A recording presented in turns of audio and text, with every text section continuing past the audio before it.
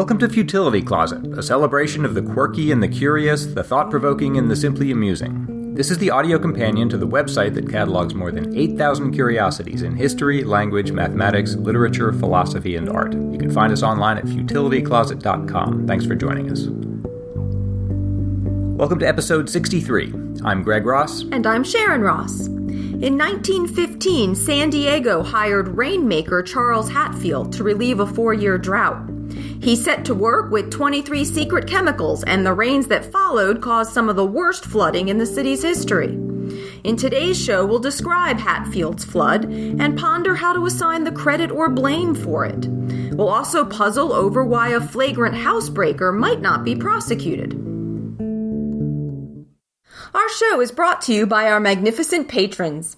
If you like Futility Closet and want to help support the show, check out our Patreon campaign at patreon.com/futilitycloset or look for the link in our show notes.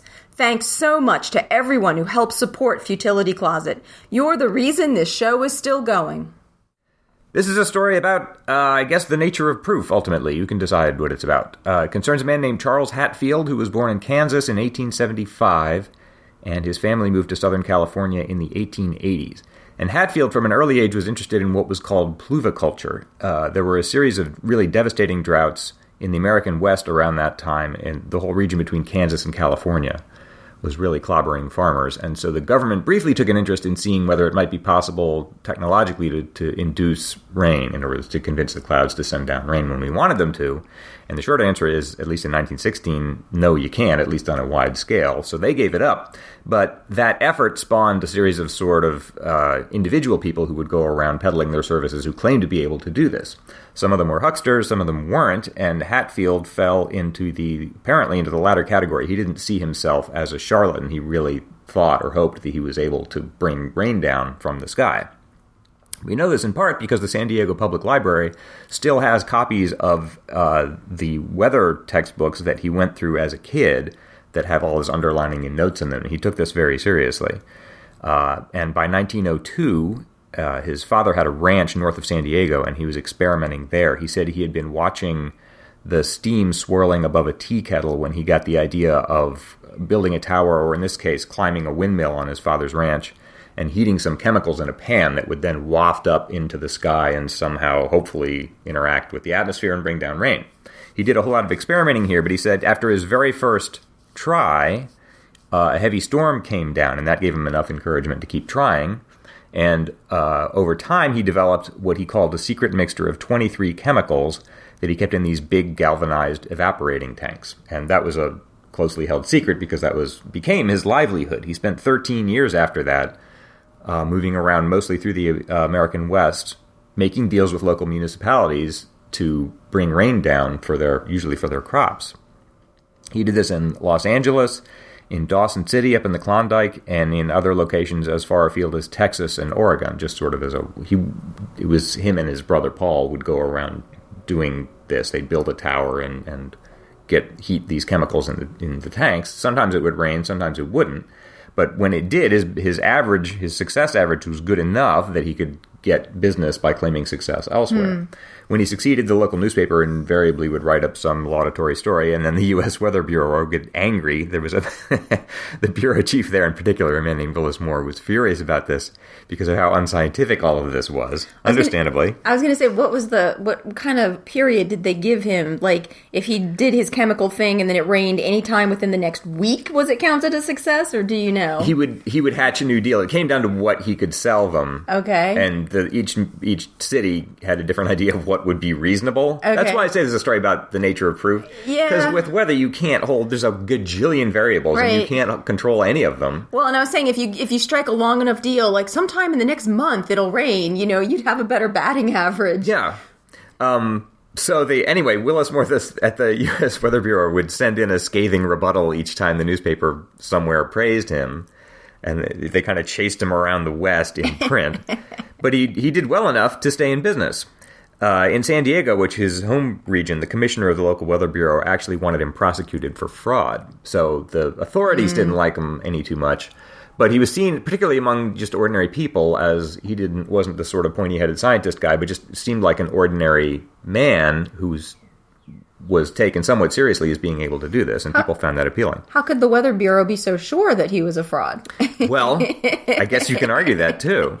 One 1905 news story says, the indisputable fact is that Hatfield went into the hills 19 times to bring on a rain, and 19 times it rained when he promised. So you're right, there's some room. I mean, who knows? We never, he went to the grave with his secret, so maybe he was onto something. He's quoted, Hatfield is, in the same 1905 story, saying, I worked this idea from my own genius without no assistance from anybody. I found after many experiments that certain chemicals had the power of attracting moisture in the atmosphere, and I felt sure that rain could be brought by their use. He thought he was doing good. I mean, even if he was misguided, he wasn't trying to fool anyone. He thought he could really do this. Anyway, all of this came to a head in San Diego in 1915. San Diego was suffering the fourth year of a devastating drought and was really desperate for rain. And so they appealed to Hatfield, who had a reputation by this point, and asked him to produce enough rain to fill the Morena Dam Reservoir, which is a giant reservoir outside of town. That's a lot of rain. It was only a third full. And this is tricky. He showed up before the council, and they just were kind of kicking this idea around, and he proposed a number of deals. Like you were asking, what would the deals be? Yeah. They talked about a number of these, and unfortunately, they never wound up with a written contract. Oh. But the one he left understanding was that he'd agreed to fill the Morena Reservoir to overflowing between now and next December 20th, 1916, for the sum of $10,000. Oh, that gives him a long time to get it to rain. Okay. So, in effect, he'd be paid $10,000 for delivering 10 billion gallons of water in a year. Okay. And if he didn't manage to do that, if the reservoir wasn't full at any point in that year, they didn't owe him anything. But as I say, none of this was written down. So Hatfield and his brother Paul went and started building a 20-foot tower beside the lake where the reservoir was. And the council told him he could start on New Year's Day, which he did. On January 5th, a heavy rain began, and it grew heavier. And already there's questions about this. The San Diego Union, the local newspaper, wrote a big headline that said, Rain at Morena, did Hatfield milk skies? The story reads, there was rain at Morena yesterday, but whether it was due to what is described in the law books as an act of God or to the efforts of Charles Hatfield, the rain pusher who was striving to win $10,000 from the city by filling Morena Reservoir with water, is a subject upon which even the wisest city official or employee refuses to express an opinion. Hatfield, as I say, kept his secrets to himself and discouraged people from coming to watch him, but people did occasionally show up unexpectedly. The dam keeper at the reservoir and his wife lived in a cottage about a mile from where Charles and Paul Hatfield were working, and occasionally they'd show up unexpectedly just to say hi or to bring them food or something, and always found them hard at work. Hatfield was apparently working 17-hour days, wow. And even when his brother Paul got sick at one point, and Hatfield redoubled his own efforts. So it's not that he's just laughing at San Diego and, glad that it's raining and hoping to reel in his $10,000. Well, it's like you said, he's not actually trying to be a fraud. He actually thinks he's doing something. And working incredibly hard at something. In fact, succeeding so well, the rain just came down in sheets and torrents. By January 16th, someone wrote a letter to the San Diego Union saying, for the love of Mike, call him off. All the city's baseball diamonds were swamped, and 3 big games were abandoned. By Sunday night, all the telegraph and telephone services in town had failed. It gets much, much worse. At 2 a.m. on Monday morning, a farmer named Harry Lewis reported that the San Diego River had burst its banks, which was endangering the area's heavily populated areas named Mission Valley and Old Town. And in fact, there was a city hospital on the north side of the river that had to be evacuated to get to higher ground. The water was found to be 7 feet deep on the ground floor of the hospital. And it kept raining even after this. Monday, January 17th, the main railway line is now underwater. One witness said he saw freight cars full of sand that were, quote, brushed aside like they were toothpicks. The same witness saw what he called a haystack with chickens and little animals on top riding down the river. The whole Diffendorf family of San Diego were reduced to sitting on the rafters of their barn in the Sorrento Valley. The father said, we could see all kinds of things floating down, automobiles, timbers, chairs and tables, barns where they stored the apples taken from the orchards, chicken coops, the debris stuck in the tops of the willow trees. People now were paddling canoes down Broadway in downtown San Diego, and still the rain kept up. Now, even while it's raining, the battle lines are forming for what's going to become a legal battle between Charles Hatfield, the Rainmaker, and the city of San Diego, particularly a city attorney named Terrence Cosgrove. For 2 reasons. One, San Diego doesn't want to have to pay Hatfield for something that was going to happen anyway. They'll be out $10,000 if you believe the rain was going to come in any case, there's no reason to pay him $10,000. There's no written contract, and there's no way to prove whether or to what degree Hatfield was the one who was bringing the rain. But larger than that, there's so much damage now as a result of all this rain, wherever it's coming from, that San Diego is worried about liability. If they wind up paying Hatfield $10,000, then implicitly they're acknowledging that they brought this the rainstorm. Rain, yeah. So a farmer whose farm is ruined can say, well, if this is your rainstorm, you owe me a new barn. And so can everyone else who received damages from the rain. On the other hand, I don't see what grounds San Diego would have to not pay. I mean, they just said, fill this reservoir with rain. They didn't stipulate and no more than that. Right. Or, and who's to say? And they didn't stipulate you have to prove it's your rain and not Mother Nature's rain. Exactly. So Hatfield had enough experience working with other cities that he knew that this kind of thing might be in the offing. Occasionally he'd succeeded with other cities. And they'd try to sort of back out of the deal on these same grounds. Like, well, how do we know? Maybe it was going to rain anyway. So Hatfield knew that and called, actually, during the middle of this downpour, called the water impoundment department. And this poor clerk answered the phone, and Hatfield said, I just wanted to let you know it's only sprinkling now. And the clerk was dumbfounded for a second and then said, are you kidding? And Hatfield said, never more serious in my life. Just hold your horses until I show you a real rain, and hung up. He just wanted to get on the record as taking credit for succeeding as a result of his own agency. Wednesday, January 19th. Now at the reservoir, 5.76 inches of rain have fallen in a day and a half. The reservoir's total supply is now greater than at any time in its history, a shade more than 8.5 billion gallons.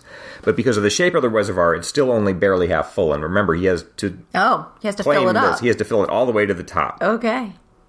Charles notices at this point that these galvanized iron evaporation pans that he's using have deteriorated after 3 weeks of continuous use. So he stops to replace those. They bury the old ones and he gets some new ones set up. While he does that, the sun comes out, interestingly. There's damage across the town, but it's not just horrible now. And people are able to sort of catch their breath. And generally the mood is good because they've been desperate for rain for 4 years. Beaches north of Mission Bay were lined with dead lobsters and abalone, it was found. The ocean was now so inundated with fresh water that it was uninhabitable for shellfish. That's how much rain they were getting. But Charles sets up his pans again, and sure enough, the rain starts up again. And this time it's really raining with a vengeance. They had to dynamite the western end of the Switzer Canyon Dam because it was threatening to burst, and they figured if they could just blow up part of it, it could drain more slowly rather than outright flooding someplace with a burst. Bridges began to collapse. Another dam, the Sweetwater Dam, was in danger of giving way entirely.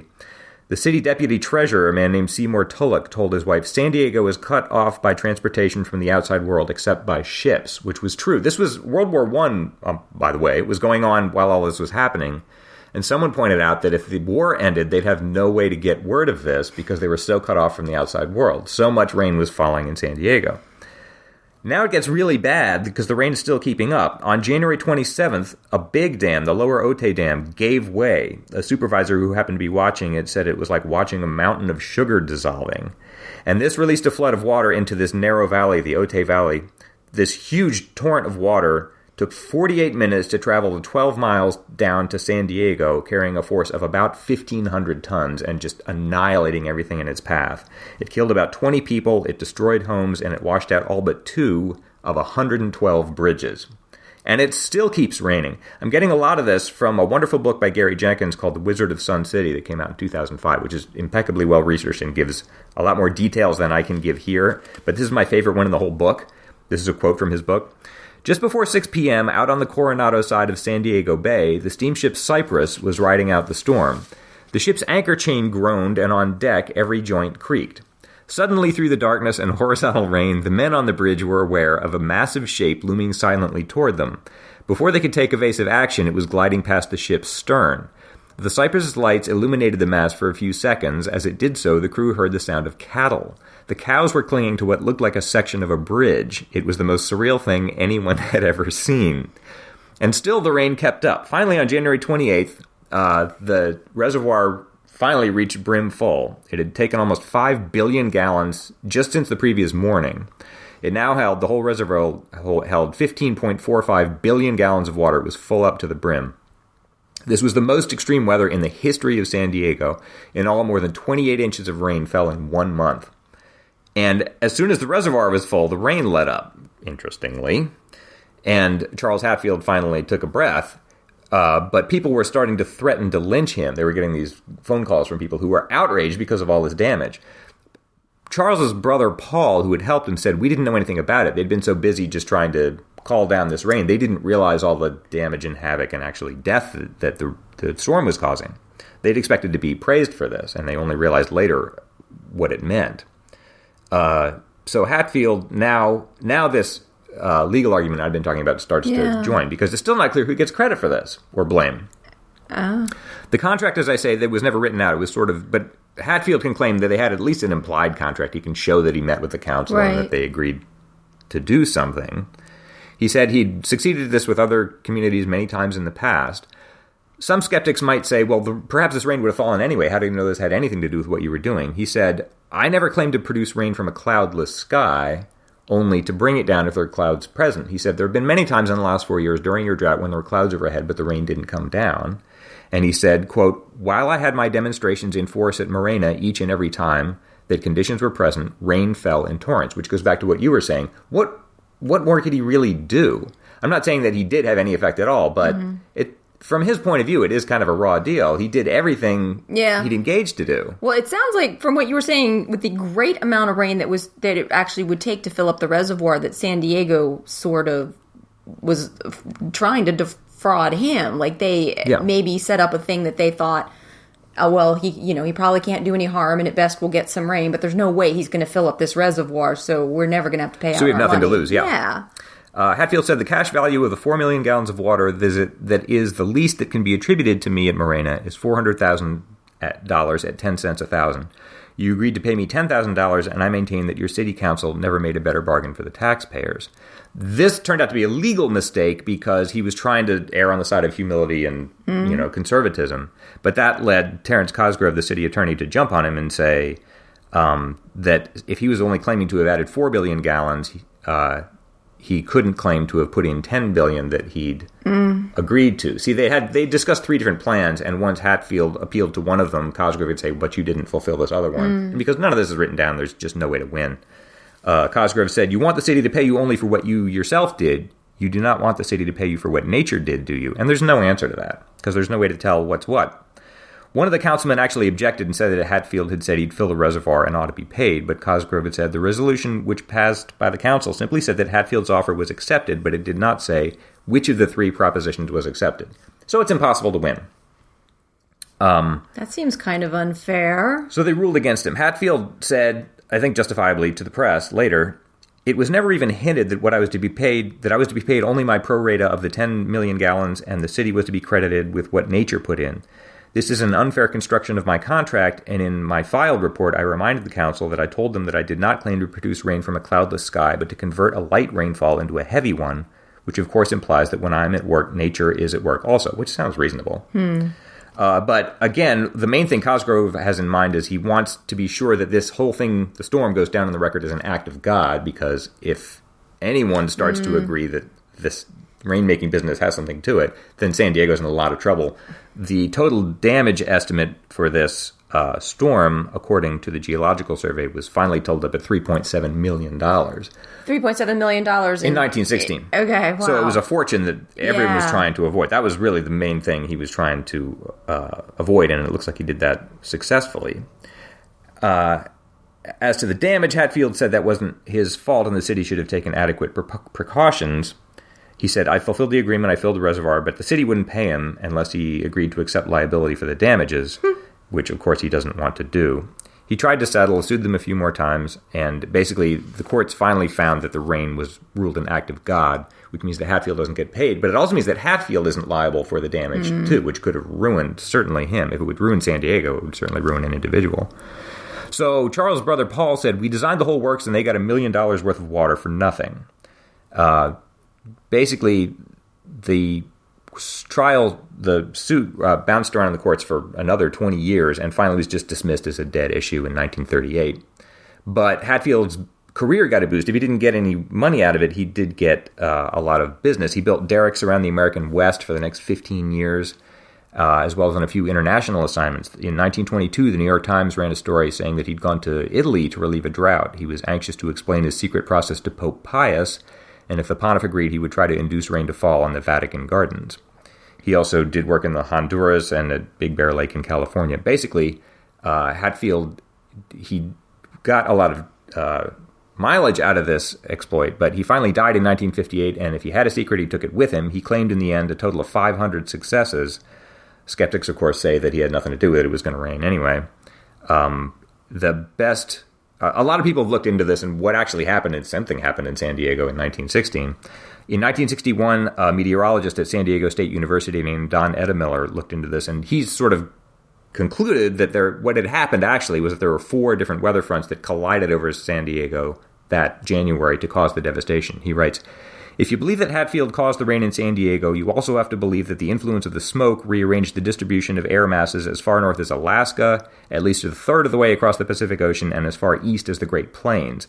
Hatfield boasted his system worked to bring the clouds over San Diego. To have supplied enough energy to produce weather patterns such as occurred in January 1916 would have taken several hundred hydrogen bombs." So it's very likely that he had no effect at all, and it was just amazing coincidence. Dumb luck, yeah. You can argue that there's this butterfly effect that the weather is notoriously sensitive to initial conditions, but obviously he didn't. In order to exploit that, he would have had access to a lot more information than he actually could possibly have had. So you can't really, however good his intentions and however hard he worked, you can't really probably claim that he had very much to do with it. So draw whatever conclusions you like from that. I think if there's a moral here, it's if you ever do business with San Diego, you should get it in writing.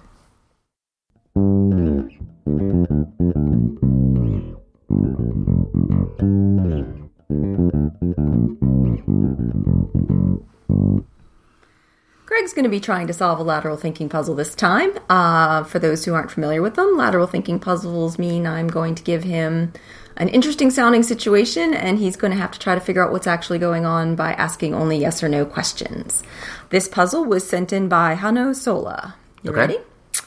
A robber enters a jewelry shop at night. He is recorded on surveillance video as he steals some jewelry. The next day, the police find a glove that he accidentally left behind at the scene of the crime. The traces of his DNA in that glove are tested and attributed to him. The robber is swiftly found and arrested. However, he cannot be brought to court for the crime, and the police have to let him go. Why? Wow. Did this really happen? Yes. Really? Yes. Okay, so this turns on DNA evidence. Well, let's back up. So everything here is, as it seems, a human robber robbed a jewelry store, which is a store that sells jewelry. Yes, that is all correct. While the store was closed, does it matter what he stole? No. Do the details of the actual crime matter beyond the fact that he left behind a glove with DNA evidence? Right, the actual details don't matter beyond that. Okay, so we're just looking at he's actually guilty of the crime, but he left the glove with DNA evidence that the authorities have, but they can't use that to pin the crime on him. Right. Okay, so from a legal standpoint, does that mean the DNA couldn't conclusively be shown to be linked to him uniquely? Yes. So he has a twin brother? Yes. Or a sibling? Yes. So it's conceivable that the twin actually robbed the store? Yes. That's exactly it. Good. That was really fast. Hunter says, while the solution, he has an identical twin brother, may be a very old cliche for this style of puzzles, this one has the benefit of being a true story. The twist is that DNA tests, at least until very recently, cannot properly attribute DNA traces to twins. However, an accused cannot be brought to court if police are not able to prove that it was actually him and not the twin who committed the crime. For this puzzle, the surveillance video was added to make it more puzzling. In the true event, the robber was wearing a mask, so the surveillance video wasn't that helpful after all, and the police's case stood on DNA traces only. I didn't realize that DNA couldn't distinguish between identical twins, although I suppose it makes sense. Hano included some links to stories about various cases in several countries where there has been an issue. Like, I wasn't even aware that this has been a problem. Hano's case occurred in Germany, but there have been similar cases in the UK and in the US where there was only DNA evidence against the suspect, and that can't distinguish which identical twin it could be. In 2010, the Daily Express wrote that in the UK, there are between 3 and 10 criminal cases a year involving identical twins who make up 0.4% of the population. So they just have to let that guy go. Yeah, authorities, basically they have to find some other evidence against the individual, such as fingerprints, which apparently do differ between twins, if that isn't weird enough. Or they need, like, some specific identifier. Like, there was a case in Boston where one witness happened to notice a tattoo on one of the guys, you know, so, like, that made the difference. But this is apparently a real problem in the area of rape investigations where DNA evidence may be the only evidence available against a suspect. Of course, and it's just not good enough. But it seems like if you were really evil and you had a twin... Right, you would know this and take advantage of it. Yeah, you could take up a life of crime. Exactly. But in case anybody out there is thinking of doing it, they are working on developing tests that can distinguish between identical twins. DNA tests, they're improving them. According to an article in the National Post from just a few months ago, it hasn't yet been widely accepted that these tests are completely reliable, but they are in the works and they're getting better all the time. So for anybody out there considering it, Futility Closet does not recommend committing crimes under any circumstances, including if you're an identical twin. We shouldn't give them ideas. All right, well, you did that one really fast. You want to do a second one? Sure. I have another little one prepared. He said confidently. Just in case the first one went too quickly. This one is from Edward Harshman's Fantastic Lateral Thinking Puzzles. As his Confederates forcibly restrained the homeowners, a man broke into a house, smashed windows, and took what was most important to them. When he came out, he was met by police officers and the upset homeowners, so he quickly handed over what he had taken. The homeowners did not prosecute the man or his Confederates for their actions, and the officers did not ask them to. How come? I'm sorry to do this. This sounds like a whole lot depends on the wording. Can you read it again? As his Confederates forcibly restrained the homeowners, a man broke into a house, smashed windows, and took what was most important to them.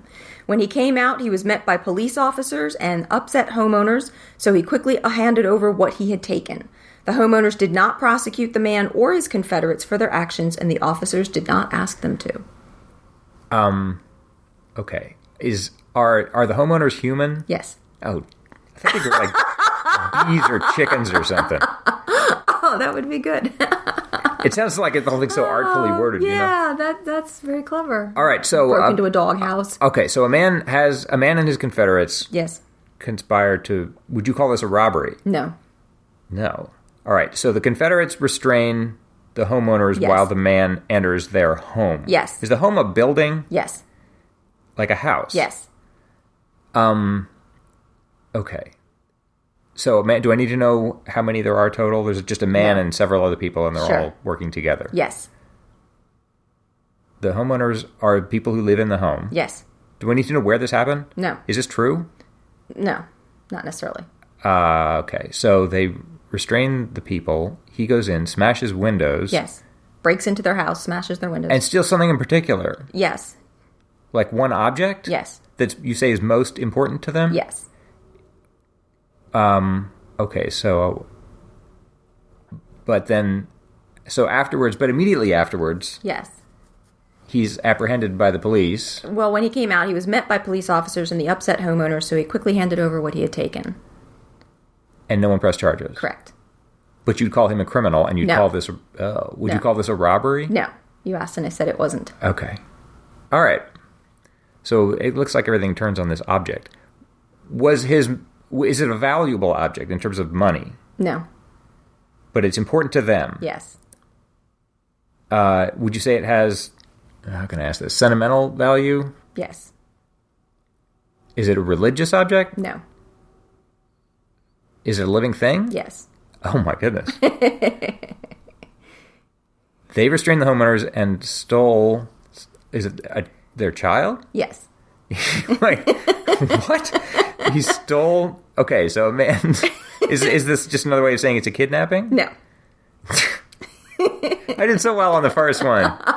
You did. You did brilliantly on the first one. All right, well, I'm getting somewhere. So you are. A man's Confederates, and everyone involved in this is human. Yes. Are the man himself is human? Everyone's human? Yes. And the cat's upset now. Yes. Okay, so the Confederates restrain the homeowners, and the man takes their child. Yes. Removing it from the house? Yes. And there meets the police? Yes. I mean, might have met the police, like, immediately afterward? Yes. But this wasn't a kidnapping. Correct. And you wouldn't call it a crime. Correct.